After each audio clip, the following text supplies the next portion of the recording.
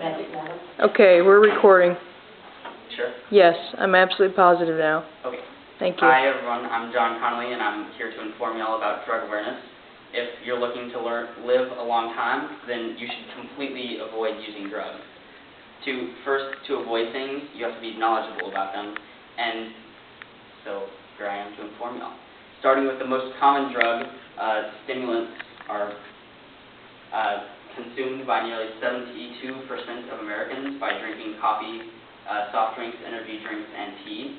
America consumes an average of 3.4 cups of coffee per day, making us the caffeine nation. People don't usually think of caffeine when they think of drugs. However, excess consumption, often known as caffeine intoxication, can cause health problems such as anxiety, diarrhea, restlessness, insomnia, headaches, and heart palpitations. 1 cup of coffee has about 100 milligrams of caffeine in it, and a moderate amount of coffee experts recommend is only about 400 milligrams per day.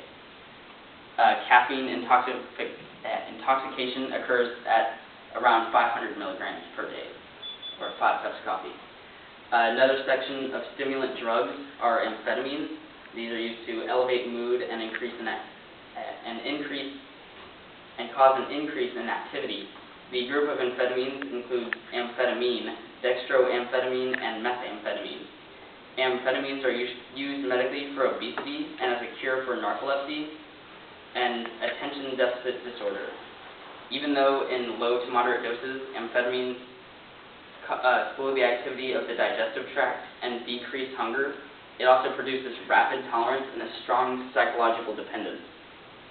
Mostly when people think of amphetamines, they think of methamphetamine, and that's also known as crank, ice, crystal, meth, and speed. This can be injected, snorted, smoked, or ingested, and the effects of abuse include memory loss, violence, and cardiac and neurological damage. Chronic use causes rotten teeth, Parkinson's-like syndrome, and strokes, anorexia, increased heart rate, and blood pressure. Now on to marijuana, one of the most widely used illegal drugs in the United States today. Marijuana, or cannabis, is kind of in a category of itself. It's a mild hallucinogen that has been implicated in a large number of traffic fatalities. The potency of marijuana's hallucinogenic effect is determined by the amount of THC. This is also what's found if they're doing drug tests. Short-term effects reported by some are heightened sensitivity to music, cravings for different foods, and short-term memory impairment. The long-term effects of marijuana cause amotivational syndrome, which is really not caring about anything, along with irritation of the lungs caused by over 400 chemicals. In marijuana, 400 chemicals in marijuana that are linked to lung cancer. One in particular, benzopyrene, one of the most potent carcinogens, is found in higher levels in marijuana smoke than in tobacco smoke. On a different note, drugs in general can affect not only your health, but the lives and health of other people around you. It's a growing problem in the United States, and especially among teens and younger adults. There are many ways that drugs affect people. One is your own physical health. Inhaling drugs like marijuana clearly is dangerous. The wrong impression has been given to some people that cigarettes are worse than marijuana. Unfortunately, this is completely wrong, and marijuana has 4 times as much tar in it as the same amount of tobacco.